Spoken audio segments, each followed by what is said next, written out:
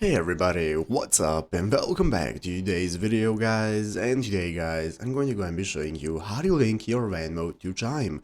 This is a very simple thing to do, so make sure that you watch this quick and easy video till the very end and follow my steps correctly so you can make sure that this works the same for you and you can do this yourself. But yeah guys, so let's get straight into it. So the first thing we need to do is to go and open up the official Venmo application. So if you're on your PC, you're going to go to venmo.com right here on your mobile phone. Just go and download the Venmo application and open it up. So once you've done so, now you can get started. The first thing we need to do is to log into our Venmo account. So if you do not already have a Venmo account, what you can do is go and register for one by clicking the Get Venmo option right here. It's going to enable you to register on your mobile phone. You can just continue with your phone number and register for an account. So once you've got an account, log in, and now we can get started. So after you have logged in, you'll be greeted by the main page. The main page is going to look like this on your mobile phone. This is the home page from where we can get started. Here we can find all the sections we can access, such as the home section, our card section, crypto, and so on, everything that we need. And now we can go ahead and get started with using Venmo and connecting it to Chime. So as you can see right here on this Reddit thread of somebody asking how to transfer money from Venmo to Chime,